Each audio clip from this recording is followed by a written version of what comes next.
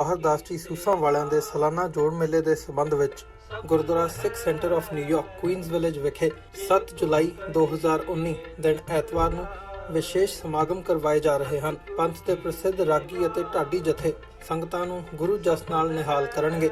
Chicago pizza ਵੱਲੋਂ ਲੰਗਰ ਦਾ ਪ੍ਰਬੰਧ ਕੀਤਾ ਜਾਵੇਗਾ। ਸਮੂਹ ਸੰਗਤ ਨੂੰ ਇਸ ਸਮਾਗਮ ਵਿੱਚ ਵੱਧ ਚੜ੍ਹ ਕੇ ਸ਼ਮੂਲੀਅਤ ਕਰਨ ਲਈ ਬੇਨਤੀ ਕੀਤੀ ਜਾਂਦੀ ਹੈ। ਵਧੇਰੇ ਜਾਣਕਾਰੀ ਲਈ ਤੁਸੀਂ ਹੇਠ ਦਿੱਤੇ ਨੰਬਰਾਂ ਤੇ ਸੰਪਰਕ ਕਰ ਸਕਦੇ ਹੋ। ਜੇ ਕੋ ਕਰੇ ਚਿਤ ਲਾਏ।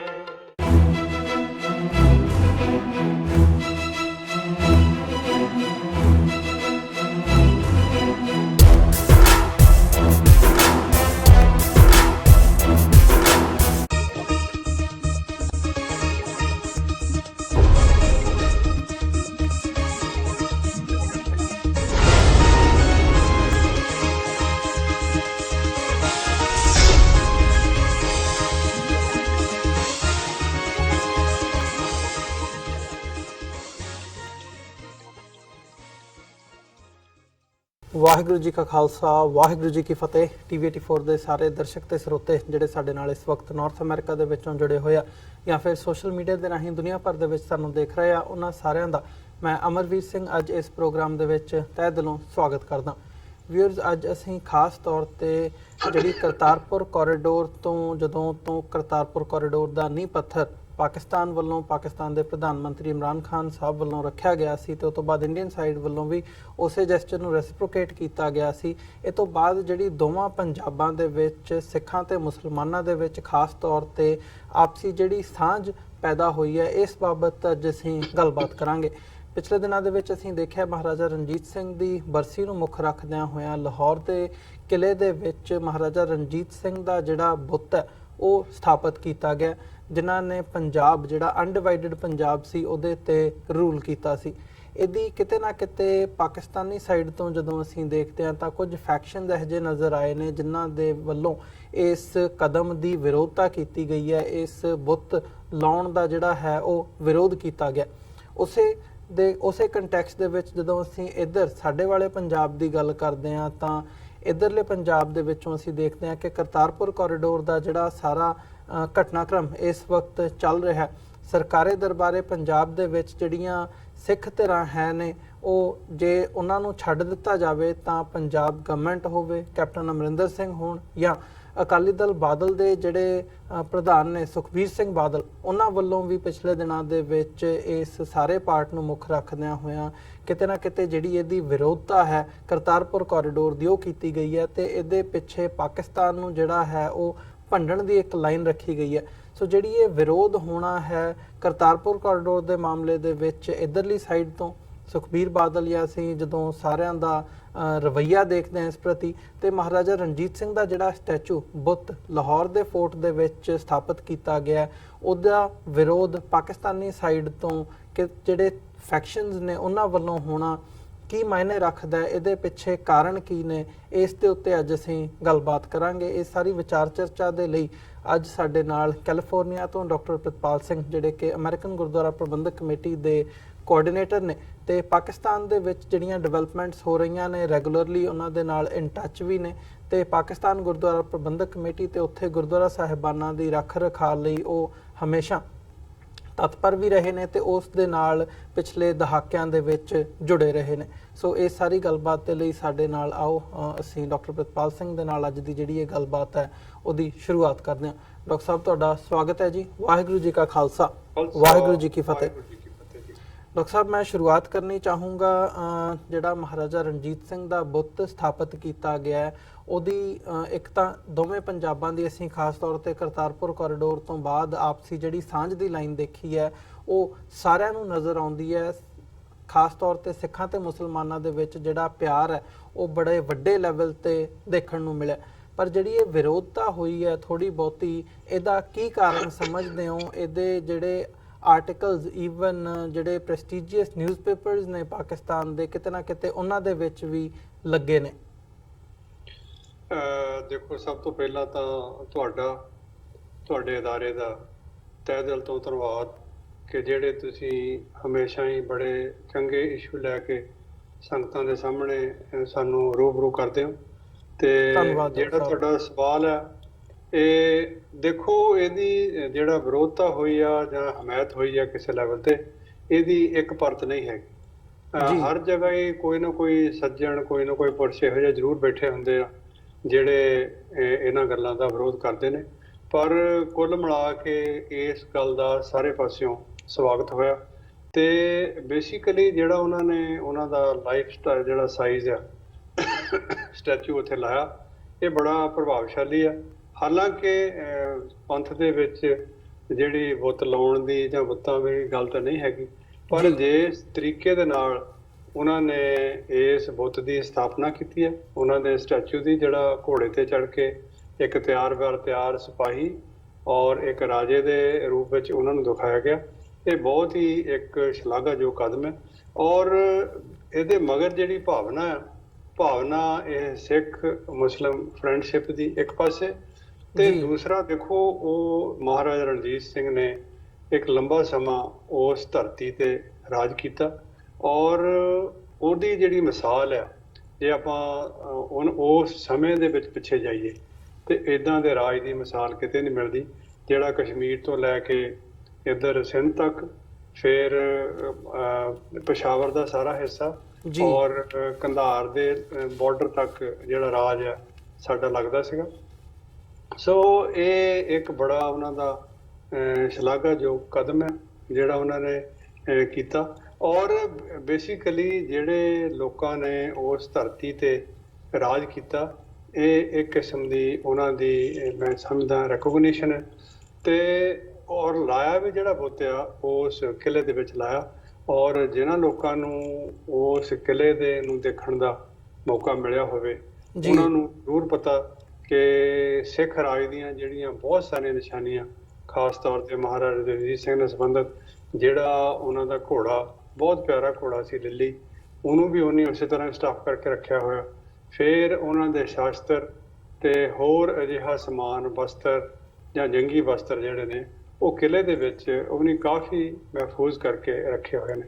ਔਰ ਦੇਖੋ ਉਸ ਕਿਲ੍ਹੇ ਦੇ ਨਾਲ ਹੀ ਜੇ ਆਪਾਂ ਦੇਖੀਏ, ਬਿਲਕੁਲ ਸਾਹਮਣੇ ਬਾਦਸ਼ਾਹੀ ਮਸਜਿਦ ਹੈ, ਔਰ ਮਸਜਿਦ ਦੇ ਵਿੱਚ ਵੀ ਉਹਨਾਂ ਲੋਕਾਂ ਨੇ, ਪਾਕਿਸਤਾਨ ਦੀ ਸਰਕਾਰ ਨੇ, ਜਦੋਂ ਜਿਹੜੇ ਡਾਕਟਰ ਇਕਬਾਲ ਆ, ਜਦੋਂ ਉਹ ਇਸ ਦੁਨੀਆ ਤੋਂ ਗਏ ਆ, ਉਹਨਾਂ ਦੀ ਵੀ ਜਿਹੜੀ ਕਬਰ ਆ ਉਹਦੇ ਵਿੱਚ ਆ। ਉਹ ਸਭ ਤੋਂ ਵੱਡਾ ਉਹਨਾਂ ਦਾ ਇੱਕ ਇਜਾਜ਼ ਆ ਉਹਨਾਂ ਵਾਸਤੇ। ਸੋ ਕਿਲ੍ਹੇ ਦੇ ਵਿੱਚ ਉਸੇ ਲੈਵਲ ਤੇ ਕਿਲ੍ਹੇ ਦੇ ਵਿੱਚ ਬੁੱਤ ਲੱਗਣਾ, ਮੈਂ ਸਮਝਦਾ ਉਹਨਾਂ ਨੇ ਇੱਕ ਬੜੇ ਪਿਆਰ, ਮਾਣ ਤੇ ਸਤਿਕਾਰ ਦਾ ਸਬੂਤ ਦਿੱਤਾ। ਤੇ ਜਿਹੜੇ ਲੋਕ ਕਈ ਇਹ ਗੱਲਾਂ ਕਰਦੇ ਨੇ ਕਿ ਇੱਥੇ ਮੁਗਲਾਂ ਦਾ ਰਾਜ ਵੀ ਰਿਹਾ ਜਾਂ ਗੋਰਿਆਂ ਦਾ ਰਾਜ ਰਿਹਾ, ਜਾਂ ਜਿਸ ਤਰ੍ਹਾਂ ਵੀ ਪਿਛਲੇ ਸਮੇਂ ਦੇ ਵਿੱਚ ਜਿੰਨੇ ਵੀ ਲੋਕ ਉਸ ਧਰਤੀ ਤੇ ਆ ਕੇ ਉਹਨਾਂ ਨੇ ਆਪਣਾ ਰਾਜ ਸਥਾਪਿਤ ਕਰਨ ਦੀ ਕੋਸ਼ਿਸ਼ ਕੀਤੀ ਹੈ, ਠੀਕ ਹੈ, ਉਹਨਾਂ ਦੇ ਜਿਹੜੇ ਨਿਸ਼ਾਨੀਆਂ ਵੀ ਉੱਥੇ ਹਨਗੀਆਂ ਤੇ ਉਹਨਾਂ ਦੇ ਮਾਰਕ ਵੀ ਲੱਗੇ ਹੋਏ ਨੇ। ਜਦੋਂ ਆਪਾਂ ਕਿਲ੍ਹੇ ਦੇ ਵਿੱਚ, ਸ਼ਾਹੀ ਕਿਲ੍ਹੇ 'ਚ ਐਂਟਰੀ ਹੁੰਦੇ ਹਾਂ, ਉੱਥੇ ਇੱਕ ਪਲੇਟ ਲੱਗੀ ਹੋਈ ਆ ਜਿਹਦੇ ਤੇ ਲਿਖਿਆ ਹੋਇਆ ਕਿ ਇਹ ਕਿਲ੍ਹਾ ਸ੍ਰੀ ਰਾਮ ਚੰਦਰ ਦੇ ਲੜਕੇ, ਜਿਹੜੇ ਦੋ ਲੜਕੇ ਸੀ, ਉਹਨਾਂ ਦੇ ਲਵ ਔਰ ਕੁਸ਼, ਔਰ ਲਵ ਬਾਰੇ ਕਿਹਾ ਜਾਂਦਾ ਕਿ ਉਹਨਾਂ ਨੇ ਜਿਹੜਾ ਲਾਹੌਰ ਆ, ਸ਼ੁਰੂ 'ਚ ਬਹੁਤ ਸਮਾਂ ਪਹਿਲਾਂ ਇਹਦਾ ਨਾਂ, ਲਾਹੌਰ ਦਾ ਨਾਂ ਲਵਪੁਰ ਵੀ ਰਿਹਾ। ਸੋ ਇਹ ਇਤਿਹਾਸ ਵਿੱਚ ਆ ਕਿ ਜਿਹੜੇ ਉਹਨਾਂ ਦੇ ਸ਼੍ਰੀ ਰਾਮ ਚੰਦਰ ਦੇ ਬੇਟੇ ਸੀਗੇ ਲਵ, ਉਹਨਾਂ ਨੇ ਇਹ ਸ਼ਹਿਰ ਵਸਾਇਆ ਸੀਗਾ ਤੇ ਕੁਸ਼ ਨੇ ਕਸੂਰ ਵਸਾਇਆ ਸੀ। ਇਹ ਤੁਸੀਂ ਇਹਨੂੰ ਇਤਿਹਾਸ ਦਾ ਹਿੱਸਾ ਸਮਝ ਲਓ ਜਾਂ ਇਤਿਹਾਸ ਦਾ ਹਿੱਸਾ ਸਮਝ ਲਓ, ਪਰ ਇਟਸ ਦੇਅਰ। ਤੇ ਉਹਨਾਂ ਦੀ ਉੱਥੇ ਪਲੇਟ ਲੱਗੀ ਹੋਈ ਆ ਕਿ ਜਿਹੜਾ ਇਹ ਕਿਲ੍ਹਾ ਆ, ਇਹਦੀ ਜਿਹੜੀ ਤਾਮੀਰ ਆ ਜਾਂ ਸ਼ੁਰੂਆਤ ਆ, ਇਹ ਸ੍ਰੀ ਰਾਮ ਚੰਦਰ ਦਾ ਬੇਟਾ ਜਿਹੜਾ ਕੁਸ਼ ਲਵ ਆ, ਉਹਨੇ ਕੀਤੀ ਸੀ। ਸੋ ਇੱਕ ਕਿਸਮ ਦੀ ਮੈਂ ਸਮਝਦਾ ਵੀ ਉਹਨਾਂ ਨੇ ਉਹ ਪਲੇਟ ਇੰਨੇ 100 ਸਾਲ ਤੋਂ ਬਾਅਦ ਵੀ ਹਟਾਈ ਨਹੀਂ। ਇਹ ਵੀ ਇੱਕ ਰੈਕੋਗਨੀਸ਼ਨ ਹੈ, ਹਿਸਟਰੀ ਪਾਰਟ ਆ। ਤੇ ਇਸੇ ਤਰ੍ਹਾਂ ਹੀ ਮਹਾਰਾਜਾ ਰਣਜੀਤ ਸਿੰਘ, ਜਿਨ੍ਹਾਂ ਨੇ ਕਿ ਉੱਥੇ 50 ਸਾਲ ਦੇ ਕਰੀਬ ਉਹਨਾਂ ਦੇ ਅੱਗੇ ਆਉਣ ਵਾਲੀਆਂ ਜਿਹੜੇ ਉਹਨਾਂ ਦੇ ਬੇਟੇ ਸੀਗੇ, ਮਹਾਰਾਜਾ ਖੜਕ ਸਿੰਘ, ਮਹਾਰਾਜਾ ਸ਼ੇਰ ਸਿੰਘ, ਲਗਭਗ 50 ਸਾਲ ਦਾ ਟਾਈਮ ਬਣਦਾ, ਤੇ ਇਹ ਉਹਨਾਂ ਦੀ ਰੈਕੋਗਨੀਸ਼ਨ ਹੈ ਇੱਕ ਕਿਸਮ ਦੀ। ਸੋ ਮੈਨੂੰ ਨਹੀਂ ਲੱਗਦਾ ਕਿ ਇਸ ਤਰ੍ਹਾਂ ਦੀ ਕੋਈ ਇਹਦੇ ਵਿੱਚ ਗੱਲ ਹੋਵੇ। ਬਾਕੀ ਕੁਝ ਲੋਕ ਜਨੂਨੀ ਕਿਸਮ ਦੇ ਜ਼ਰੂਰ ਹੁੰਦੇ ਆ ਕਿ ਹੁਣ ਇਹ ਸਾਡਾ ਇਸਲਾਮਿਕ ਰਿਪਬਲਿਕ ਆਫ ਪਾਕਿਸਤਾਨ ਹੈ, ਇੱਥੇ ਸਿਰਫ ਇਸਲਾਮ ਦੀ ਗੱਲ ਹੋਣੀ ਚਾਹੀਦੀ ਹੈ। ਔਰ ਮੈਂ ਸਮਝਦਾ ਉੱਥੋਂ ਦੀ ਸਰਕਾਰ ਦਾ ਔਰ ਖਾਸ ਤੌਰ ਤੇ ਪ੍ਰਾਈਮ ਮਿਨਿਸਟਰ ਇਮਰਾਨ ਖਾਨ ਦਾ ਇਹ ਬੜਾ ਵੱਡਾ ਕਦਮ ਹੈ ਕਿ ਉਹ ਉਹਨਾਂ ਨੂੰ ਜਿਹੜੀ ਹੈ ਜਗ੍ਹਾ ਦੇ ਰਿਹਾ। ਇਸੇ ਤਰ੍ਹਾਂ ਹੀ ਪਿਛਲੇ ਦਿਨਾਂ 'ਚ ਇੱਕ ਨਿਊਜ਼ ਸੀ ਕਿ ਜਿਹੜਾ ਜਮਰੌਦ ਦਾ ਕਿਲ੍ਹਾ ਹੈ ਜੀ, ਉਹਦੇ ਵਿੱਚ ਵੀ ਉਹਦੀ ਵੀ ਸਾਫ਼ ਸਫਾਈ ਕਰਕੇ ਉੱਥੇ ਜਿਹੜੀ ਉਹਨਾਂ ਦੀ ਸਮਾਧ ਬਣੀ ਹੋਈ ਆ ਹਰੀ ਸਿੰਘ ਨਲੂਆ ਦੀ, ਉਹਦੇ ਰੱਖ ਰਖਾਵ ਵਾਸਤੇ ਵੀ, ਕਿਲ੍ਹੇ ਦੇ ਵਾਸਤੇ ਵੀ ਉੱਥੇ ਮਿਊਜ਼ੀਅਮ ਬਣਾਇਆ ਜਾ ਰਿਹਾ। ਸੋ ਇਹ ਇੱਕ ਬੇਸਿਕਲੀ ਮੈਂ ਸਮਝਦਾ ਵੀ ਬੜੀ ਵੱਡੀ ਰੈਕੋਗਨੀਸ਼ਨ ਹੈ। ਔਰ ਜਿਸ ਮੁਲਕ ਦੇ ਵਿੱਚ ਸਾਡੀ ਬਹੁਤ ਗਿਣਤੀ ਵਸੋਂ ਹੈਗੀ ਆ, ਉੱਥੇ ਜਿੱਥੇ ਤਾਂ ਇਹਨਾਂ ਚੀਜ਼ਾਂ ਨੂੰ ਖਤਮ ਕੀਤਾ ਜਾ ਰਿਹਾ ਤੇ ਜੇ ਲਗਾਈਆਂ ਵੀ ਜਾ ਰਹੀਆਂ ਤੇ ਉਹਨਾਂ ਦੇ ਜਿਹੜੇ ਅਰਥ ਆ ਉਹਨਾਂ ਨੂੰ ਬਦਲਿਆ ਜਾ ਰਿਹਾ। ਬਹੁਤ ਵੱਡੀ ਮਿਸਾਲ ਹੈ ਜਿਹੜੀ ਅਨੰਦਪੁਰ ਸਾਹਿਬ, ਜਿਹੜਾ ਸਿੱਖ ਵਿਰਸੇ ਦੇ ਨਾਂ ਤੇ ਜੋ ਕੁਝ ਬਣਿਆ ਹੋਇਆ, ਇਹ ਸਿੱਖੀ ਦੇ ਪੂਰੇ ਜਿਹੜੇ ਜਾਹੋ ਜਲਾਲ ਆ ਉਹਨਾਂ ਦੀ ਤਰਜਮਾਨੀ ਨਹੀਂ ਕਰਦਾ। ਸੋ ਜਿਹੜਾ ਬੁੱਤ ਆ ਲਾਹੌਰ ਦੇ ਸ਼ਾਹੀ ਕਿਲ੍ਹੇ 'ਚ ਲੱਗਿਆ, ਇਹ ਆਪਣੇ ਆਪ 'ਚ ਹੀ ਇੱਕ ਰਾਜ ਦੀ ਔਰ ਇੱਕ ਰਾਜੇ ਦੀ ਔਰ ਉਸ ਕਿਲ੍ਹੇ ਦੇ ਵਿੱਚ ਉਹਨਾਂ ਦਾ ਬੁੱਤ ਲੱਗਣਾ ਜਿੱਥੇ ਕਿ ਉਹਨਾਂ ਨੇ ਰਾਜ ਕੀਤਾ, ਇਹ ਇੱਕ ਬੜੀ ਵੱਡੀ ਰੈਕੋਗਨੀਸ਼ਨ ਹੈ। ਇਹਨੂੰ ਹੋਰ ਕਿਸੇ ਵੀ ਲੈਵਲ ਤੋਂ ਛੱਡ ਕੇ ਅਗਰ ਕਿਸੇ ਦੇ ਮਨ 'ਚ ਕੋਈ ਗਲਤਫਹਿਮੀ ਹੋਵੇ ਜਾਂ ਕੋਈ ਹੋਰ ਤਰ੍ਹਾਂ ਸੋਚਦਾ ਹੋਵੇ, ਮੈਂ ਸਮਝਦਾ ਉਸ ਤੋਂ ਛੱਡ ਕੇ ਇਹਨੂੰ ਰਾਈਟ ਪਰਸਪੈਕਟਿਵ ਵਿੱਚ ਹੀ ਦੇਖਣਾ ਚਾਹੀਦਾ। ਜੀ ਡਾਕਟਰ ਸਾਹਿਬ, ਜੇ ਗੱਲ ਕਰਤਾਰਪੁਰ ਕੋਰੀਡੋਰ ਦੀ ਕਰੀਏ ਤੇ ਪਿਛਲੇ ਸਮੇਂ ਦੇ ਵਿੱਚ ਅਸੀਂ ਦੇਖਿਆ ਕਿ ਸਾਰੇ ਜਦੋਂ ਦਾ ਨੀਂਹ ਪੱਥਰ ਰੱਖਿਆ ਗਿਆ ਨਵੰਬਰ ਦਾ, ਉਦੋਂ ਤੋਂ ਲੈ ਕੇ ਹੁਣ ਤੱਕ ਕੰਮ ਪਾਕਿਸਤਾਨੀ ਸਾਈਡ ਤੇ ਜ਼ਿਆਦਾ ਹੋਇਆ। ਉਧਰ ਹੋਣਾ ਵੀ ਜ਼ਿਆਦਾ ਚਾਹੀਦਾ ਕਿਉਂਕਿ ਜ਼ਿਆਦਾ ਜਿਹੜਾ ਕੰਮ ਉਧਰ ਹੀ ਹੋਣ ਵਾਲਾ ਹੈ ਇਸ ਕੋਰੀਡੋਰ ਦੇ ਮੁਤਲਕ। ਪਰ ਕਿਤੇ ਨਾ ਕਿਤੇ ਜਿਹੜੀ ਇੱਧਰੋਂ ਇੰਡੀਅਨ ਸਾਈਡ ਵੱਲੋਂ ਪੈਰ ਪਛਾਂ ਖਿੱਚਣ ਦੀ ਲਾਈਨ ਜਿਹੜੀ ਹੈ ਉਹ ਦੇਖਣ ਦੇ ਵਿੱਚ ਆ ਰਹੀ ਹੈ। ਰੀਸੈਂਟਲੀ ਅਸੀਂ ਦੇਖਣਾ ਹੋਵੇ ਤਾਂ ਅੱਜ ਕੱਲ੍ਹ ਦੇ ਵਿੱਚ ਜਿਹੜੀਆਂ ਸਟੋਰੀਜ਼ ਘੁੰਮ ਰਹੀਆਂ ਨੇ ਉਹ ਇੰਡੀਅਨ ਮੀਡੀਆ ਦੇ ਵਿੱਚ ਇਹ ਗੱਲ ਆ ਰਹੀ ਹੈ ਕਿ ਜਿਹੜਾ ਇਹ ਕਰਤਾਰਪੁਰ ਕੋਰੀਡੋਰ ਹੈ, ਇਹਦੀ ਆੜ ਦੇ ਵਿੱਚ ਜਿਹੜਾ ਪਾਕਿਸਤਾਨ ਹੈ ਉਹ ਖਾਲਿਸਤਾਨ ਦਾ ਜਿਹੜਾ ਪ੍ਰੋਪੇਗੈਂਡਾ ਹੈ ਉਹਨੂੰ ਅੱਗੇ ਫਰਦਰ ਪ੍ਰੋਪੇਗੇਟ ਕਰਨ ਦੀ ਕੋਸ਼ਿਸ਼ ਕਰ ਰਿਹਾ ਹੈ। ਤੇ ਇਹ ਜੇ ਚਾਲੂ ਹੁੰਦਾ ਹੈ, ਕਰਤਾਰਪੁਰ ਕੋਰੀਡੋਰ ਖੁੱਲ੍ਹਦਾ ਤਾਂ ਇਸ ਦੇ ਨਾਲ ਖਾਲਿਸਤਾਨੀ ਜਿਹੜੀ ਮਿਲੀਟੈਂਸੀ ਹੈ ਪੰਜਾਬ ਦੇ ਵਿੱਚ ਉਹਦੀ ਰਿਵਾਈਵਲ ਵੀ ਹੋਵੇਗੀ ਤੇ ਇਹ ਜਿਹੜਾ ਸਾਰਾ ਪ੍ਰੋਪੇਗੈਂਡਾ ਹੈ ਉਹ ISI ਪਾਕਿਸਤਾਨ ਵੱਲੋਂ ਚਲਾਇਆ ਜਾ ਰਿਹਾ ਹੈ। ਇਸੇ ਲਹਿਜ਼ ਦੇ ਵਿੱਚ ਇਸੇ ਤਰਜ਼ ਦੇ ਉੱਤੇ ਅਸੀਂ ਦੇਖਦੇ ਹਾਂ ਕੈਪਟਨ ਅਮਰਿੰਦਰ ਸਿੰਘ ਹੋਣ ਜਾਂ ਸੁਖਬੀਰ ਬਾਦਲ ਹੋਣ, ਉਹਨਾਂ ਵੱਲੋਂ ਇਸੇ ਲਾਈਨ ਦੇ ਉੱਤੇ ਜਿਹੜੀ ਬਿਆਨਬਾਜ਼ੀ ਹੈ ਪਿਛਲੇ ਦਿਨਾਂ ਦੇ ਵਿੱਚ ਉਹ ਵੀ ਸਾਹਮਣੇ ਆਈ ਹੈ। ਕਿਵੇਂ ਦੇਖਦੇ ਹੋ ਉਹਨੂੰ? ਕੀ ਇਹ ਆਉਣ ਵਾਲੇ ਸਮੇਂ ਦੇ ਵਿੱਚ ਇਹ ਸਾਰੀਆਂ ਗੱਲਾਂ ਨੇ ਜਿਹੜੀਆਂ ਉਹ ਕਰਤਾਰਪੁਰ ਕੋਰੀਡੋਰ ਦੇ ਜਿਹੜਾ ਸਾਰਾ ਬਣ ਰਿਹਾ ਇਹਦੇ ਵਿੱਚ ਕੋਈ ਰੋੜਾ ਅਟਕਾ ਸਕਦੀਆਂ ਨੇ? ਦੇਖੋ, ਮੈਨੂੰ ਨਹੀਂ ਲੱਗਦਾ ਇਸ ਤਰ੍ਹਾਂ ਹੋਏਗਾ ਕਿਉਂਕਿ ਇਹਦੇ ਦੋ ਪਾਰਟ ਆਪਾਂ ਕਰ ਲਈਏ। ਜਿਹੜਾ ਹਿੱਸਾ ਪਾਕਿਸਤਾਨੀ ਸਾਈਡ ਤੇ ਆ, ਚਾਹੇ ਇਹ ਕੋਰੀਡੋਰ ਖੁੱਲਦਾ ਜਾਂ ਨਹੀਂ ਖੁੱਲਦਾ, ਉਹਨਾਂ ਨੇ ਜ਼ੀਰੋ ਲਾਈਨ ਤੱਕ ਇਹ ਤਹਈਆ ਕੀਤਾ ਹੋਇਆ। ਔਰ ਮੈਂ ਵੀ ਅਕਸਰ ਗੱਲਬਾਤ ਹੁੰਦੀ ਰਹਿੰਦੀ ਹੈ ਜਿਹੜੇ ਉੱਥੋਂ ਦੇ ਪ੍ਰਬੰਧਕ ਨੇ ਜਾਂ ਜਿਹੜੇ ਕੰਸਟਰਕਸ਼ਨ ਦੇ ਵਿੱਚ ਜਿਹੜੀਆਂ ਸ਼ਖਸੀਅਤਾਂ ਜੁੜੀਆਂ ਹੋਈਆਂ ਨੇ, ਉਹਨਾਂ ਨੇ ਜ਼ੀਰੋ ਲਾਈਨ ਤੱਕ ਮੋਸਟ ਪ੍ਰੋਬੇਬਲੀ ਸਤੰਬਰ ਜਾਂ ਅੱਧ ਅਕਤੂਬਰ ਤੱਕ ਉਧਰੋਂ ਉਹਨਾਂ ਨੇ ਕੰਮ ਜਿਹੜਾ ਫਿਨਿਸ਼ ਕਰ ਦੇਣਾ। ਸੋ ਇਹ ਬਿਲਕੁਲ ਸਹੀ ਗੱਲ ਹੈ, ਲੱਗਦਾ ਨਹੀਂ ਇਹਦੇ ਵਿੱਚ ਕੋਈ ਰੋਕ ਰੁਕਾਵਟ ਆਵੇ ਅੰਟਿਲ ਅਨਲੈਸ ਕੋਈ ਕੁਦਰਤੀ ਆਫਤ ਆ ਜਾਂਦੀ ਆ, ਭੁਚਾਲ ਦਾ ਹੀ ਜਾਂ ਕੋਈ ਭੁਚਾਲ ਦਾ ਤੇ ਏਰੀਆ ਨਹੀਂ ਹੈਗਾ, ਪਾਣੀ ਦੀ ਜਿਹੜੀ ਹੈਗੀ ਆ ਉਹੀ ਕੋਈ ਮਾਤਰਾ ਇਦਾਂ ਦੀ ਆ ਜਾਂਦੀ ਆ ਕਿ ਉਹਨਾਂ ਦਾ ਕੰਮ ਥੋੜੀ ਦੇਰ ਲਈ ਰੁਕ ਸਕੇ। ਪਰ ਪਿਛਲੇ 50 ਸਾਲ ਦੇ ਵਿੱਚ ਜਿਹੜਾ ਰਾਵੀ ਦੇ ਵਿੱਚ ਵੀ ਆ, ਕਦੀ ਇੰਨਾ ਫਲੱਡ ਨਹੀਂ ਆਇਆ ਕਿਉਂਕਿ ਪਿੱਛੇ ਇਹਦੇ ਤੇ ਡੈਮ ਬਣੇ ਹੋਏ ਆ। ਸੋ ਇਦਾਂ ਦੀ ਕੋਈ ਕੁਦਰਤੀ ਆਫਤ ਆ ਕੇ ਉਹਦੇ ਨਾਲ ਥੋੜਾ ਬਹੁਤਾ ਰੁਕ ਜਾਵੇ ਤਾਂ ਮੈਂ ਕਹਿ ਨਹੀਂ ਸਕਦਾ। ਉਹਦੇ ਵਾਸਤੇ ਉਹਨਾਂ ਨੇ ਫਿਰ ਵੀ ਟਾਈਮ ਸਪੈਨ ਰੱਖਿਆ ਹੋਇਆ ਕਿ 15 ਸਤੰਬਰ ਦੀ ਤੋਂ ਲੈ ਕੇ 15 ਅਕਤੂਬਰ ਦੀ ਉਹਨਾਂ ਦੀ ਉਹ ਸੋਚਦੇ ਨੇ ਕਿ ਸਾਰੀ ਜਿਹੜੀ ਗੱਲ ਹੈ ਠੀਕ ਹੋ ਜਾਏਗੀ।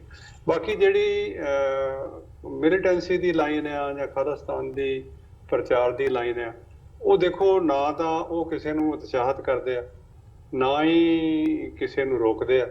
ਮਤਲਬ ਉਹਨਾਂ ਦੀ ਇੱਕ ਲਾਈਨ ਆ, ਫਰੀडम ਆਫ ਸਪੀਚ ਦੇ ਉੱਪਰ ਉਹ ਖੜੇ ਨੇ ਕਿ ਹਰ ਇੱਕ ਬੰਦੇ ਨੂੰ ਆਪਣੀ ਗੱਲ ਕਰਨ ਦਾ ਰਾਈਟ ਆ। ਔਰ ਗੁਰਦੁਆਰਾ ਸਾਹਿਬ ਦੇ ਵਿੱਚ ਅਸੀਂ ਇਸ ਗੱਲ ਨੂੰ ਵੀ ਬੜੇ ਜ਼ੋਰ ਦੇ ਕੇ ਇਹ ਕਹਿੰਦੇ ਕਿ ਜਿਹੜੇ ਸਾਡੇ ਗੁਰੂ ਘਰ ਨੇ ਇਹ ਮੀਰੀ ਪੀਰੀ ਦੇ ਸਿਧਾਂਤ ਦੇ ਉੱਪਰ ਛੇਵੇਂ ਪਾਤਸ਼ਾਹ ਨੇ ਇਹਨਾਂ ਦਾ ਬੰਨ੍ਹ ਨੂੰ ਬੰਨਿਆ ਹੋਇਆ। ਜੀ ਔਰ ਕੋਈ ਬੰਦਾ ਕੋਈ ਵੀ ਸ਼ਖਸ ਸਾਨੂੰ ਇਹ ਸਮਝਾਉਣ ਦੀ ਕੋਸ਼ਿਸ਼ ਨਾ ਕਰੇ ਕਿ ਅਸੀਂ ਕੀ ਗੱਲ ਕਰਨੀ ਹੈ। ਇਹ ਸਾਡੇ ਗੁਰੂ ਬਾਬਿਆਂ ਦੇ ਵੇਲੇ ਤੋਂ ਹੀ ਜਿਹੜੀ ਇੱਕ ਪਰੰਪਰਾ ਉਹ ਚੱਲੀ ਆਉਂਦੀ ਹੈ, ਅਸੀਂ ਉਹਦਾ ਪਾਲਣ ਕਰਾਂਗੇ ਔਰ ਕਿਸੇ ਨੂੰ ਵੀ ਅਸੀਂ ਇਸ ਗੱਲ ਦੀ ਇਜਾਜ਼ਤ ਨਹੀਂ ਦੇਵਾਂਗੇ, ਚਾਹੇ ਕੋਈ ਵੀ ਸਰਕਾਰ ਹੋਵੇ, ਕਿ ਉਹ ਸਾਨੂੰ ਗੁਰਦੁਆਰਿਆਂ ਦੇ ਅੰਦਰ ਕੋਈ ਗੱਲ ਕਰਨ ਤੋਂ ਰੋਕੇ। ਪਰ ਮੈਨੂੰ ਨਹੀਂ ਲੱਗਦਾ ਕੋਈ ਇਦਾਂ ਦੀ ਜਿਹੜਾ ਇਹ ਪ੍ਰਚਾਰ ਕਰਦੇ ਨੇ ਪ੍ਰਚਾਰ ਤਾਂ ਜਿੱਦਣ ਦਾ ਇਹ ਕੋਰੀਡੋਰ ਦੀ ਗੱਲ ਸ਼ੁਰੂ ਹੋਈ ਆ ਉਦੋਂ ਦਾ ਹੀ ਕਰੀ ਜਾਂਦੇ। ਤੁਸੀਂ ਪ੍ਰੈਕਟੀਕਲੀ ਦੇਖੋ ਵੀ ਇਹਦੇ 'ਚ ਕੀ ਪ੍ਰਚਾਰ ਹੋਊਗਾ। ਜੀ ਸਵੇਰੇ ਸੰਗਤ ਜਾਏਗੀ, 5000 ਲਾ ਲਓ ਜਾਂ 500 ਲਾ ਲਓ, ਉਹਨਾਂ ਨੇ ਸਾਰਾ ਦਿਨ ਉੱਥੇ ਆ ਕੇ ਆਪਣੀਆਂ ਜਿਹੜੀਆਂ ਧਾਰਮਿਕ ਰਸਮਾਂ ਉਹ ਪੂਰੀਆਂ ਕਰਨੀਆਂ, ਦਰਸ਼ਨ ਦੀਦਾਰ ਕਰਨੇ, ਸ਼ਾਮ ਨੂੰ ਵਾਪਸ ਆ ਜਾਣਾ। ਤੇ ਉੱਥੇ ਅਕਸਰ ਜਿਹੜੀਆਂ ਦੋਨਾਂ ਹੀ ਸਰਕਾਰਾਂ ਦੇ ਨੁਮਾਇੰਦੇ ਵੀ ਹੋਣਗੇ, ਸਿਕਿਉਰਿਟੀ ਦਾ ਪੂਰਾ ਪ੍ਰਬੰਧ ਹੋਏਗਾ ਔਰ ਜਿਹੜੀਆਂ ਦੋਨਾਂ ਮੁਲਕਾਂ ਦੀਆਂ ਜਿਹੜੀਆਂ ਕੰਮ ਚਲਾਉਣ ਵਾਲੀਆਂ ਏਜੰਸੀਜ਼ ਆ, ਹਰ ਮੁਲਕ ਦਾ ਰਾਈਟ ਹੈ ਉਹ ਕੰਮ ਕਰਨ ਦਾ, ਉਹ ਵੀ ਜ਼ਰੂਰ ਉਹਨਾਂ ਦੀ ਉੱਥੇ ਪ੍ਰੈਜ਼ੈਂਸ ਹੋਏਗੀ। ਔਰ ਮੈਨੂੰ ਨਹੀਂ ਲੱਗਦਾ ਕੋਈ ਇਦਾਂ ਦੀ ਜਿਹੜੀ ਗੱਲ ਆ, ਇਹ ਇੱਕ ਸਿਰਫ ਪ੍ਰਚਾਰ ਦਾ ਹੀ ਸਾਧਨ ਲੱਗਦਾ ਮੈਨੂੰ, ਪ੍ਰਚਾਰ ਦਾ ਮਤਲਬ ਰੋਕਣ ਦਾ ਇਹਨਾਂ ਗੱਲਾਂ ਨੂੰ। ਅਦਰਵਾਈਜ਼ ਕੋਈ ਗੱਲ ਇਦਾਂ ਦੀ ਨਜ਼ਰ ਨਹੀਂ ਆਉਂਦੀ। ਹੁਣ ਇਹਦੇ ਤੋਂ ਬਿਨਾਂ ਤੁਸੀਂ ਨਨਕਾਣਾ ਸਾਹਿਬ, ਪੰਜਾ ਸਾਹਿਬ ਜਾਂ ਹੁਣ ਅੱਜ ਕੱਲ੍ਹ ਜਥਾ ਗਿਆ ਹੋਇਆ 29 ਜੂਨ ਦੇ ਮਹਾਰਾਜਾ ਰਣਜੀਤ ਸਿੰਘ ਦੀ ਬਰਸੀ ਦੇ ਸੰਬੰਧ ਵਿੱਚ, ਜੀ ਜਿਹੜੀਆਂ ਗੱਲਾਂ ਉੱਥੇ ਹੁੰਦੀਆਂ ਉਹ ਹਿੰਦੁਸਤਾਨ ਦੇ ਅੰਦਰ ਵੀ ਹੁੰਦੀਆਂ ਔਰ ਸਾਰੀ ਦੁਨੀਆ ਜਿੱਥੇ ਵੀ ਸਿੱਖ ਵਸਦੇ ਨੇ ਗੁਰਦੁਆਰਿਆਂ 'ਚ, ਉਹ ਕੋਈ ਵੀ ਗੱਲ ਕਰ ਸਕਦੇ ਆ। ਜਿਹੜੀ ਹੁਣ ਖਾਲਿਸਤਾਨ ਦੀ ਗੱਲ ਇਹ ਕਹਿ ਰਿਹਾ ਉੱਥੇ ਕਰਤਾਰਪੁਰ ਸਾਹਿਬ ਹੋਏਗੀ, ਉਹ ਇੰਡੀਆ 'ਚ ਨਹੀਂ ਹੁੰਦੀ, ਦਰਬਾਰ ਸਾਹਿਬ ਵੀ ਹੁੰਦੀ ਹੈ। ਦਰਬਾਰ ਸਾਹਿਬ ਐਤਕੀ 6 ਜੂਨ ਵਾਲੇ ਦਿਨ ਲੋਕਾਂ ਨੇ ਖੁੱਲ੍ਹ ਕੇ ਇਸ ਗੱਲ ਦੀ ਵਕਾਲਤ ਕੀਤੀ ਹੈ। ਸੋ ਮੈਨੂੰ ਨਹੀਂ ਲੱਗਦਾ ਇਹ ਤਾਂ ਜਸਟ ਇੱਕ ਜਿੱਦਾਂ ਕਿਸੇ ਗੱਲ ਨੂੰ ਰੋਕਣ ਦਾ ਹੀ ਤਰੀਕਾ ਹੋ ਸਕਦਾ। ਪਰ ਬਾਕੀ ਇਹ ਵੀ ਜਿੱਦਾਂ ਜਿੱਦਾਂ ਦੀ ਕੋਈ ਸਿਚੁਏਸ਼ਨ ਬਣੇਗੀ ਉੱਦਾਂ ਦੇ ਨਾਲ ਉਹਨਾਂ ਹਾਲਾਤਾਂ ਵਿੱਚ ਉਹਨੂੰ ਨਜਿੱਠਿਆ ਜਾ ਸਕਦਾ। ਪਰ ਇਹਦਾ ਮਤਲਬ ਇਹ ਥੋੜ੍ਹਾ ਹੈਗਾ ਵੀ ਤੁਸੀਂ ਪਾਣੀ ਤੋਂ ਬਿਨਾਂ ਹੀ ਆਪਣੇ ਜੋੜੇ ਖੋਲੀ ਫਿਰੋ ਤੇ ਪਾਣੀ ਆ ਗਿਆ। ਸੋ ਮੈਨੂੰ ਨਹੀਂ ਲੱਗਦਾ ਇੱਦਾਂ ਦੀ ਕੋਈ ਗੱਲ। ਮੇਰਾ ਸੀ ਜਿਵੇਂ ਇਹਨਾਂ ਦਾ ਇਹ ਪਾਰਟ ਰਿਹਾ ਹੈ, ਪਹਿਲਾਂ ਕੈਪਟਨ ਅਮਰਿੰਦਰ ਸਿੰਘ ਪਾਕਿਸਤਾਨ ਦੇ ਖਿਲਾਫ ਬੋਲਦੇ ਆ, ਫਿਰ ਅਸੀਂ ਸੁਖਬੀਰ ਬਾਦਲ ਦਾ ਬਿਆਨ ਦੇਖਦੇ ਹਾਂ ਪਰਸੋਂ ਦਾ ਹੈ, ਉਹਨਾਂ ਨੇ ਗੱਲ ਕੀਤੀ ਹੈ ਕਿ ਪਾਕਿਸਤਾਨ ਵੱਲੋਂ ਬਿਨਾਂ ਗੱਲ ਤੋਂ ਜਿਹੜੀਆਂ ਅਰਚਨਾ ਨੇ ਉਹ ਡਾਈਆਂ ਜਾ ਰਹੀਆਂ ਨੇ ਰਸਤੇ ਦੇ ਵਿੱਚ, ਤੇ ਸੈਂਕਸ਼ਨਸ ਜਿਹੜੀਆਂ ਨੇ ਉਹ ਲਾਈਆਂ ਜਾ ਰਹੀਆਂ ਨੇ, ਪਾਬੰਦੀ ਜਿਹੜੀ ਹੈ ਲਾਈ ਜਾ ਰਹੀ ਹੈ ਵੀ ਇੰਨੇ ਬੰਦੇ ਅਸੀਂ ਆਉਣ ਦੇਣੇ ਆ, ਇੰਨੇ ਨਹੀਂ ਆਉਣ ਦੇਣੇ। ਸੋ ਐਕਸਪੀਡਾਈਟ ਕਰਨ ਦੀ ਗੱਲ ਦੇ ਉੱਤੇ ਉਹਨਾਂ ਨੇ ਕੁਐਸਚਨ ਮਾਰਕ ਲਾਇਆ।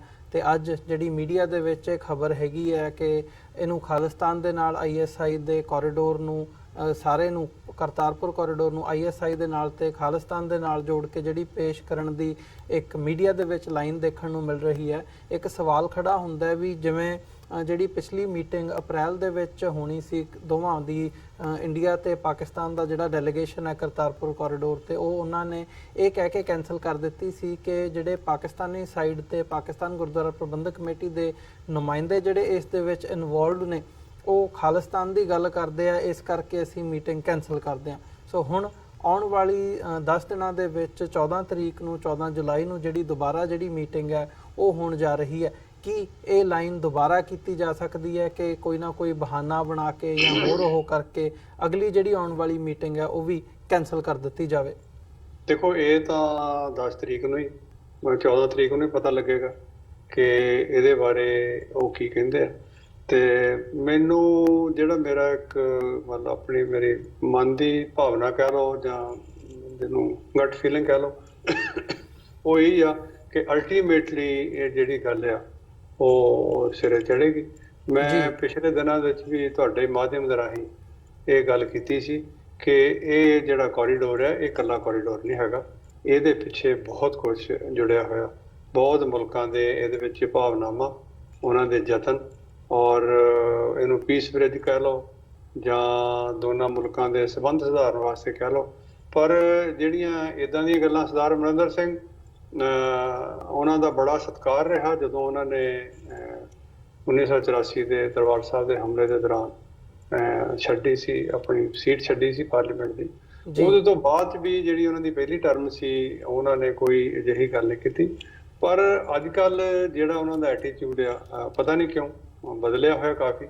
ਕਿਉਂਕਿ ਜੇ ਤੁਹਾਨੂੰ ਯਾਦ ਹੋਵੇ ਕਿ ਜਦੋਂ ਇਹ ਪੰਜਾਬ ਦੇ ਮੁੱਖ ਮੰਤਰੀ ਸੀ ਉਦੋਂ ਜਿਹੜੇ ਹਿੰਦੁਸਤਾਨ ਤੇ ਦੋਨਾਂ ਪੰਜਾਬਾਂ ਦੇ ਜਿਹੜੇ ਰਿਲੇਸ਼ਨ ਹੈ ਉਹਦੇ ਵਿੱਚ ਬੜੀ ਵੱਡੀ ਇੱਕ ਅਗਾਂਹ-ਵਧੂ ਸੋਚ ਬਣੀ ਸੀ। ਉਹਦੇ ਵਿੱਚ ਦਿੱਲੀ ਤੋਂ ਸਰਦਾਰ ਪਰਮਜੀਤ ਸਿੰਘ ਸਰਨਾ ਉਹਨਾਂ ਦਾ ਬੜਾ ਵੱਡਾ ਰੋਲ ਰਿਹਾ ਇਹਨਾਂ ਦੋਨਾਂ ਪੰਜਾਬਾਂ ਨੂੰ। ਔਰ ਪਰਵੇਜ਼ ਲਾਹੀ ਉਦੋਂ ਪਾਕਿਸਤਾਨ ਦੇ ਮੁੱਖ ਚੀਫ ਮਿਨਿਸਟਰ ਸੀਗੇ। ਇਹਨਾਂ ਦੋਨਾਂ ਨੂੰ ਲਿਆਉਣ ਦੇ ਵਿੱਚ, ਗੇਮਾਂ ਕਰਾਉਣ ਦੇ ਵਿੱਚ, ਸੋ ਉਹਨਾਂ ਦਾ ਇੱਕ ਬੜਾ ਵੱਡਾ ਰੋਲ ਸੀਗਾ ਸਰਦਾਰ ਪਰਮਜੀਤ ਸਿੰਘ ਸਰਨਾ ਦਾ। ਤੇ ਇਹ ਦੋਨਾਂ ਦਾ ਵੀ ਜਿਹੜਾ ਦੋਨਾਂ ਮੁੱਖ ਮੰਤਰੀਆਂ ਦਾ ਜਿਹੜਾ ਖਾਸ ਤੌਰ ਤੇ ਸਰਦਾਰ ਅਮਰਿੰਦਰ ਸਿੰਘ ਦਾ ਜਿਹੜਾ ਐਟੀਟਿਊਡ ਸੀਗਾ ਬੜਾ ਪੋਜ਼ਿਟਿਵ ਸੀਗਾ। ਪਰ ਕਈ ਵਾਰੀ ਮੈਨੂੰ ਲੱਗਦਾ ਵੀ ਜਿਹੜੇ ਬਾਬੇ ਆਲੇ ਦੀ ਜਿਹੜੀ ਔਲਾਦ ਆ ਉਹ ਅਬਦਾਲੀ ਦੇ ਵੇਲੇ ਦੀਆਂ ਵੀ ਕਈ ਵਾਰੀ ਗੱਲਾਂ ਕਰਨ ਲੱਗ ਪੈਂਦੇ ਪਰ ਇਹਨਾਂ ਦਾ ਪਤਾ ਨਹੀਂ ਲੱਗਦਾ ਕੁਛ। ਪਰ ਕੁੱਲ ਮਿਲਾ ਕੇ ਜਿਹੜੀ ਇਹਦੇ ਵਿੱਚ ਸਿੱਖ ਭਾਵਨਾਵਾਂ ਜੁੜੀਆਂ ਹੋਈਆਂ। ਔਰ ਅਕਾਲੀ ਤਾਂ ਇਸ ਸਾਰੇ ਕਾਸੀ ਦੇ ਵਿੱਚ ਆਪਣੇ ਆਪ ਨੂੰ ਇੱਕ ਜ਼ੀਰੋ ਹੀ ਸਮਝਣ। ਉਹਨਾਂ ਦਾ ਕੋਈ ਰੋਲ ਨਹੀਂ ਹੈਗਾ ਇਸ ਵਿੱਚ ਸਿਵਾਏ ਇਸ ਗੱਲ ਤੋਂ ਕਿ ਵਿਰੋਧ ਕਰਨ ਦੇ।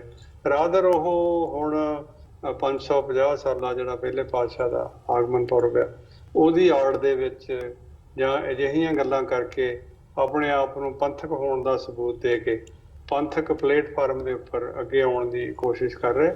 ਸੋ ਮੈਨੂੰ ਇਹੀ ਲੱਗਦਾ ਕਿ ਹੋਰ ਉਹਨਾਂ ਦਾ ਕੋਈ ਏਡਾ ਮੌਕਫ ਨਹੀਂ ਹੈਗਾ। ਇਹਨਾਂ ਲੋਕਾਂ ਨੇ ਤੇ ਮਤੇ ਵੀ ਪਾਸ ਕੀਤੇ ਹੋਏ ਆ ਛੇਤੀ ਬਣਨਾ ਚਾਹੀਦਾ। ਔਰ ਜਦੋਂ ਮੈਨੂੰ ਸਟਿਲ ਯਾਦ ਆ ਕਿ ਇੱਕ ਵਾਰ ਇਹਨਾਂ ਨੇ ਪ੍ਰਣਬ ਮੁਖਰਜੀ ਜਿਹੜੇ ਫੋਰਨ ਮਿਨਿਸਟਰ ਸੀਗੇ ਉਹਨਾਂ ਦੇ ਨਾਲ ਸਰਦਾਰ ਪ੍ਰਕਾਸ਼ ਸਿੰਘ ਬਾਦਲ ਨੇ ਪਰਮਿਸ਼ਨ ਵੀ ਮੰਗੀ ਸੀ ਉੱਥੇ ਜਾਣ ਦੀ। ਔਰ ਵਿਦਨ ਨੋ ਟਾਈਮ ਉਹਨਾਂ ਨੇ ਇਹਨਾਂ ਦਾ ਹੈਲੀਕਾਪਟਰ ਲੈਂਡ ਕਰਨ ਵਾਸਤੇ ਗੁਰਦੁਆਰਾ ਸਾਹਿਬ ਕਰਤਾਰਪੁਰ ਸਾਹਿਬ ਵਿਖੇ ਪਰਮਿਸ਼ਨ ਦੇ ਦਿੱਤੀ ਸੀ। ਪਰ ਫਿਰ ਇਹ ਆਪ ਨਹੀਂ ਗਏ। ਇਹ ਜਿਹੜੀ ਗੱਲ ਆ ਚੱਲਦੀ ਨੂੰ ਜਿਸ ਤਰ੍ਹਾਂ ਸੰਗਤਾਂ ਜਾਣਦੀਆਂ ਕਿ 70 ਸਾਲ ਤੋਂ ਵੱਧ ਸਮਾਂ ਹੋ ਗਿਆ, ਕਦੀ 2 ਕਦਮ ਅੱਗੇ ਕਦੀ 2 ਕਦਮ ਪਿੱਛੇ। ਔਰ ਮੈਂ ਪੰਜਾਬ ਦੇ ਜਿਹੜੇ ਲੀਡਰ ਨੇ, ਚਾਹੇ ਉਹ ਕਾਂਗਰਸ 'ਚ ਨੇ, ਚਾਹੇ ਐਜੀਪੀਸੀ 'ਚ ਨੇ ਜਾਂ ਅਕਾਲੀ ਦਲ 'ਚ ਨੇ, ਜਿਸ ਵੀ ਕਿਤੇ ਪ੍ਰਭਾਵੀ ਜਗ੍ਹਾ 'ਤੇ ਉਹ ਬੈਠੇ ਹੋਏ ਨੇ ਉਹਨਾਂ ਨੂੰ ਜ਼ਿੰਮੇਵਾਰੀ ਤੋਂ ਕੰਮ ਲੈਂਦਿਆਂ ਹੋਇਆ ਇਹ ਜਿਹੜੇ ਦੋਨੇ ਮੁਲਕ ਔਰ ਖਾਸ ਕਰਕੇ ਪੰਜਾਬ ਦੇ ਲੋਕ ਔਰ ਸਿੱਖ ਮੁਸਲਿਮ ਸਾਂਝ ਦੇ ਜਿਹੜੇ ਨਵੇਂ ਬੰਨ੍ਹ ਨੂੰ ਵੱਜ ਰਹੇ ਨੇ ਉਹਨਾਂ ਨੂੰ ਰੋਕਣ ਤੋਂ ਪਹਿਲਾਂ ਇਹਨਾਂ ਨੂੰ ਸੋਚਣਾ ਚਾਹੀਦਾ। ਇਹ ਸਾਊਥ ਏਸ਼ੀਆ ਦੇ ਇਸ ਖਿੱਤੇ ਦੇ ਵਿੱਚ ਅਗਰ ਸਿੱਖ ਔਰ ਮੁਸਲਮਾਨ ਇਕੱਠੇ ਹੁੰਦੇ ਆ ਔਰ ਉਹਦਾ ਜਿਹੜਾ ਲਾਭ ਆ ਇਕੱਲਾ ਸਾਨੂੰ ਨਹੀਂ ਸਾਰੇ ਖਿੱਤੇ ਨੂੰ ਉਸ ਗੱਲ ਦਾ ਲਾਭ ਹੋਏਗਾ। ਜਾਣਦੇ ਤਾਂ ਇਹ ਵੀ ਨੇ ਇਸ ਗੱਲ ਨੂੰ ਪਰ ਉਹਨੂੰ ਬੇਵਜ੍ਹਾ ਤੂਲ ਦੇ ਕੇ ਉਹਨੂੰ ਖਰਾਬ ਕਰਨ ਦੀ ਕੋਸ਼ਿਸ਼ ਕਰਦੇ ਆ। ਜੀ ਤੇ ਡਾਕਟਰ ਸਾਹਿਬ ਜਾਂਦੇ ਜਾਂਦੇ ਅੰਤ ਦੇ ਵਿੱਚ ਕੋਈ ਮੈਸੇਜ ਜਿਹੜੇ ਆਮ ਤੌਰ ਤੇ ਜਿਹੜੇ ਪੰਜਾਬੀ ਦੋਵੇਂ ਪਾਸੇ ਵਸਦੇ ਆ ਜਾਂ ਸਿੱਖਾਂ ਤੇ ਮੁਸਲਮਾਨਾਂ ਦੀ ਸਾਂਝ ਦੀ ਅਸੀਂ ਜਿੱਥੇ ਗੱਲ ਕਰ ਰਹੇ ਹਾਂ, ਭਾਵੇਂ ਉਹ ਮਹਾਰਾਜਾ ਰਣਜੀਤ ਸਿੰਘ ਦੇ ਸਟੈਚੂ ਦੀ ਅਸੀਂ ਗੱਲ ਕੀਤੀ ਹੈ ਜਾਂ ਨੈਗੇਟਿਵਿਟੀ ਇੱਧਰ ਕਰਤਾਰਪੁਰ ਕੋਰੀਡੋਰ ਦੇ ਹਵਾਲੇ ਨਾਲ ਇੰਡੀਅਨ ਸਾਈਡ ਤੋਂ ਹੋਵੇ, ਇਹ ਸਾਰੇ ਨੈਗੇਟਿਵਿਟੀ ਦੇ ਦੌਰਾਨ ਕੀ ਮੈਸੇਜ ਦੇਣਾ ਚਾਹੋਗੇ ਆਮ ਜਿਹੜੀ ਸਿੱਖ ਸੰਗਤ ਹੈ ਜਾਂ ਜਿਹੜਾ ਮੁਸਲਮਾਨ ਭਾਈਚਾਰਾ ਹੈ ਉਹਨਾਂ ਨੂੰ ਇਸ ਪਲੇਟਫਾਰਮ ਤੋਂ ਜਿੱਥੇ ਵੀ ਸਾਡੀ ਗੱਲ ਜਾਂਦੀ ਹੈ? ਦੇਖੋ, ਜਦੋਂ ਤੋਂ ਗੁਰੂ ਸਾਹਿਬ ਦੇ ਇੱਥੇ ਆਮਦ ਹੋਈ ਹੈ ਪ੍ਰੋਫੈਸਰ ਪੂਰਨ ਸਿੰਘ ਨੇ ਬੜਾ ਅੱਛਾ ਕਿਹਾ ਵੀ ਪੰਜਾਬ ਵਸਦਾ ਗੁਰਾਂ ਦੇ ਨਾਂ ਤੇ। ਔਰ ਇਹ ਨਹੀਂ ਹੈ ਕਿ ਅਸੀਂ ਉਹਦੇ ਸਾਰੇ ਪੰਜਾਬ ਦੇ ਉੱਤੇ ਕੋਈ ਸਿੱਖ ਸੋਚ ਹੈ ਜਿਹੜੀ ਉਹ ਥੋਪੀ ਹੋਈ ਸੀ ਜਿਸ ਨੂੰ ਕੋਈ ਨੈਗੇਟਿਵਿਟੀ ਦੇ ਵਿੱਚ ਲਵੇ। ਗੁਰੂ ਨਾਨਕ ਸਾਹਿਬ ਦਾ ਜਿਹੜਾ ਸਿਧਾਂਤ ਆ, ਉਹਨਾਂ ਦੀ ਬਾਣੀ ਦਾ ਸਿਧਾਂਤ, ਉਹਨਾਂ ਦੇ ਵਿਚਾਰਾਂ ਦਾ ਸਿਧਾਂਤ ਜੋ ਉਹਨਾਂ ਨੇ ਲਿਖ ਕੇ ਸਾਨੂੰ ਪ੍ਰਚਾਰਿਆ ਜਾਂ ਦੇ ਕੇ ਗਏ ਨੇ, ਉਹ ਸਾਰੀ ਮਨੁੱਖਤਾ ਦੇ ਵਾਸਤੇ ਆ। ਔਰ ਹਰ ਇੱਕ ਇੰਡੀਵਿਜੂਅਲ ਨੂੰ ਉਹਨਾਂ ਨੇ ਪਿਆਰ ਕਰਨ ਵਾਸਤੇ, ਉਹਨਾਂ ਦਾ ਸਤਿਕਾਰ ਕਰਨ ਵਾਸਤੇ ਜਿਹੜੇ ਮੇਜਰ ਪਿੱਲਰ ਨੇ, ਨਾਮ ਜਪੋ, ਵੰਡ ਛਕੋ, ਕਿਰਤ ਕਰੋ, ਇਹ ਜਿਹੜੇ ਇਹਦੇ ਵਿੱਚ ਜਿਹੜਾ ਮੇਨ ਪਿੱਲਰ ਜਿਹੜਾ ਵੰਡ ਕੇ ਛਕਣ ਵਾਲਾ ਹੈਗਾ, ਵੰਡ ਕੇ ਛਕਣ ਵਾਲਾ ਇਕੱਲਾ ਲੰਗਰ ਹੀ ਨਹੀਂ ਹੁੰਦਾ। ਉਹਦੇ ਤੇ ਵਟਸਐਵਰ ਯੂ ਹੈਵ, ਤੁਹਾਡੇ ਕੋਲ ਜੋ ਕੁਝ ਵੀ ਹੈਗਾ ਤੁਸੀਂ ਆਪਣੀਆਂ ਜਿਹੜੇ ਫੈਲੋ ਬੀਇੰਗ ਨੇ, ਚਾਹੇ ਉਹ ਕਿਸੇ ਵੀ ਜਾਤ ਧਰਮ ਰੰਗ ਨਾਲ ਸੰਬੰਧ ਰੱਖਦਾ ਹੋਵੇ, ਉਹਦੇ ਨਾਲ ਸ਼ੇਅਰ ਕਰੋ। ਔਰ ਇਹੀ ਜਿਹੜੇ ਗੁਰੂ ਸਾਹਿਬ ਦੇ ਸਿਧਾਂਤ ਨੇ ਪਿਛਲੇ 500 ਸਾਲ ਤੋਂ ਸਿੱਖਾਂ ਨੇ ਉਹਨਾਂ ਨੂੰ ਲੜ ਬੱਧਾ ਹੋਇਆ ਔਰ ਉਹਦੇ ਹਿਸਾਬ ਦੇ ਨਾਲ ਹੀ ਆਪਣਾ ਜਿਹੜਾ ਜੀਵਨ ਹੈ ਉਹਦਾ ਨਿਰਵਾਹ ਕਰ ਰਿਹਾ ਔਰ ਸਿੱਖ ਕਦੀ ਵੀ ਇਸ ਗੱਲ ਨੂੰ ਛੱਡਣਗੇ ਨਹੀਂ। ਔਰ ਮੈਂ ਬੇਨਤੀ ਕਰਾਂਗਾ ਕਿ ਉਸ ਖਿੱਤੇ ਦੇ ਸਮੁੱਚੇ ਲੋਕਾਂ ਨੂੰ, ਚਾਹੇ ਉਹ ਕਿਸੇ ਵੀ ਧਰਮ ਜਾਤ ਨਾਲ ਸੰਬੰਧ ਰੱਖਦੇ ਹੋਣ, ਕਿ ਇਸ ਜਿਹੜੀ ਕੋਰੀਡੋਰ ਆ ਇਹਦਾ ਖੁੱਲ੍ਹ ਕੇ ਇਹਦੀ ਹਮਾਇਤ ਕੀਤੀ ਜਾਵੇ ਜੀ ਔਰ ਇਹਦਾ ਸਵਾਗਤ ਕੀਤਾ ਜਾਵੇ। ਔਰ ਦੁਨੀਆ 'ਚ ਵਸਦਾ ਹਰ ਗੁਰੂ ਨਾਨਕ ਨਾਮ ਲੇਵਾ ਉਹਨਾਂ ਨੂੰ ਅਸੀਂ ਅਪੀਲ ਕਰਦੇ ਹਾਂ ਕਿ 550 ਸਾਲਾਂ ਤੇ ਸਿੱਖਾਂ ਵਾਸਤੇ ਸਾਰੇ ਦਿਨ ਹੀ ਜਿਹੜਾ ਸੂਰਜ ਚੜ੍ਹਦਾ ਸਾਰੇ ਬਰਾਬਰ ਨੇ ਕੋਈ, ਪਰ ਜਦੋਂ ਕੋਈ ਇਸ ਤਰ੍ਹਾਂ ਦਾ ਦਿਨ ਆਉਂਦਾ 500 ਸਾਲਾ 550 ਸਾਲਾ, ਉਹ ਸਾਡੇ ਲਈ ਇੱਕ ਡਰਾਈਵਿੰਗ ਫੋਰਸ ਹੁੰਦਾ ਕਿ ਉਸ ਦਿਨ ਅਸੀਂ ਕੋਈ ਹੋਰ ਫੈਸਲੇ ਨਵੀਆਂ ਲੀਹਾਂ ਤੇ ਜਾ ਕੇ ਕਰ ਸਕਦੇ ਹਾਂ। ਸੋ ਜਿੱਥੇ ਕਿ ਪਾਕਿਸਤਾਨ ਦੀ ਸਰਕਾਰ ਦਾ ਵੀ ਉੱਥੋਂ ਦੇ ਲੋਕਾਂ ਦਾ ਜਿਹੜੇ ਚੁਣੇ ਹੋਏ ਨੁਮਾਇੰਦੇ ਨੇ ਉਹ ਬਾਹਾਂ ਖਿਲਾਰ ਕੇ ਸਾਰਿਆਂ ਨੂੰ ਇਨਵਾਈਟ ਕਰ ਰਹੇ ਨੇ ਕਿ ਉਸ ਦਿਨ ਤੇ ਆ ਕੇ ਤੁਸੀਂ ਇੱਥੇ ਹਾਜ਼ਰੀ ਭਰੋ। ਔਰ ਉਹਨਾਂ ਦਿਨਾਂ ਵਿੱਚ ਹੀ 3-4 ਦਿਨ ਪਹਿਲਾਂ ਜਿਹੜਾ ਲੱਗਦਾ 8 ਨਵੰਬਰ ਨੂੰ ਇਹਦਾ ਜਿਹੜਾ ਹੈਗਾ ਉਦਘਾਟਨ ਹੋਏਗਾ। ਔਰ ਮੋਸਟ ਪ੍ਰੋਬੇਬਲੀ ਇੰਡੀਅਨ ਸਾਈਡ ਦੇ ਵੀ ਜਿਹੜੀ ਸੀਨੀਅਰ ਲੀਡਰਸ਼ਿਪ ਆ ਉਹ ਉੱਥੇ ਜਾਣ ਦੀ ਉਹਨਾਂ ਦੀ ਉਮੀਦ ਹੈ ਤੇ ਬਾਕੀ ਸਮਾਂ ਆਉਣ ਤੇ ਹੀ ਸਾਰੀ ਗੱਲ ਹੋਏਗੀ। ਪਰ ਇੱਕ ਗੱਲ ਯਕੀਨ ਨਾਲ ਕਹੀ ਜਾ ਸਕਦੀ ਹੈ ਕਿ ਜਿੰਨੀ ਧਰਤੀ ਤੇ ਡਿਵੈਲਪਮੈਂਟ ਪਾਕਿਸਤਾਨੀ ਸਾਈਡ ਤੋਂ ਹੋਣੀ ਆ ਉਹਨਾਂ ਨੇ ਆਪਣੇ ਮਿੱਥੇ ਸਮੇਂ ਦੇ ਵਿੱਚ ਇਹ ਪੂਰੀ ਕਰ ਦੇਣੀ ਹੈ।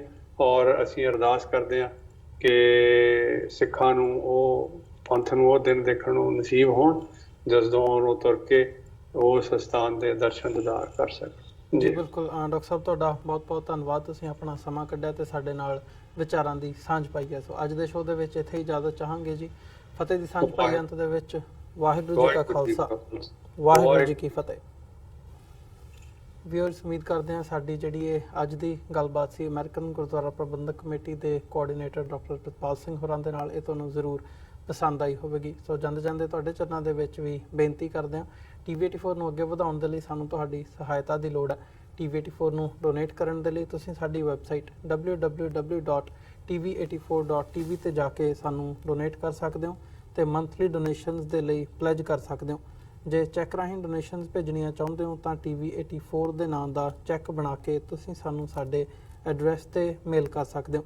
3601 37th ਐਵਨਿਊ, ਲੌਂਗ ਆਈਲੈਂਡ ਸਿਟੀ, ਨਿਊਯਾਰਕ 11101। ਵੈਬਸਾਈਟ ਇੱਕ ਵਾਰ ਫਿਰ ਦੱਸਦੇ ਹਾਂ www.tv84.tv। ਇਸੇ ਦੇ ਨਾਲ ਵਿਊਅਰਸ, ਅੱਜ ਦੇ ਪ੍ਰੋਗਰਾਮ ਦੇ ਵਿੱਚ ਅਸੀਂ ਤੁਹਾਡੇ ਕੋਲੋਂ ਇੱਥੇ ਹੀ ਇਜਾਜ਼ਤ ਚਾਹਾਂਗੇ। ਦੁਬਾਰਾ ਫਿਰ ਕੱਲ ਨੂੰ ਤੁਹਾਡੇ ਨਾਲ ਮੁਲਾਕਾਤ ਹੋਵੇਗੀ। ਤਦ ਤੱਕ ਲਈ ਇਜਾਜ਼ਤ ਦਿਓ ਜੀ। ਵਾਹਿਗੁਰੂ ਜੀ ਕਾ ਖਾਲਸਾ, ਵਾਹਿਗੁਰੂ ਜੀ ਕੀ ਫਤਿਹ।